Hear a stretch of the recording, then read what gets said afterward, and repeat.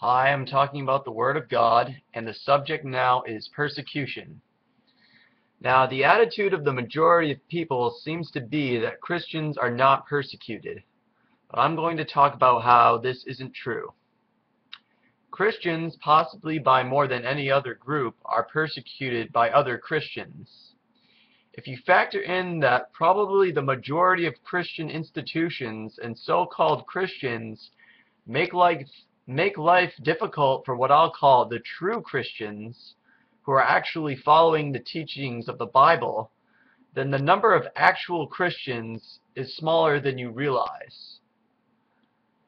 This shouldn't come as a surprise to anyone who has bothered to learn anything about their faith.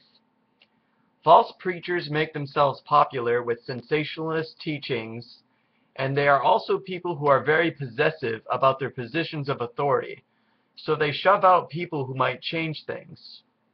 So real Christians have to put up with not only pressures from non-believers, but from established churches as well. Now let's talk about non-believers. The biggest problem I have with non-believers is that they all give off the sensation that they have some kind of insight that anyone who's a Christian just has not or cannot grasp. But any time I look into it, their perspectives are ultimately shallow. And so then we're told basically, well, you just don't understand. So obviously when someone says this kind of thing, they're implying that they're inherently smarter than you because they get it and you don't. So I, a Christian, am by default less intelligent than someone who does get it. So how is this not persecution? Christians are being judged as fools no matter how much evidence they give to the contrary, just because we just don't get it. People who are in positions of authority use their credentials to attack Christianity, such as the Richard Dawkins types.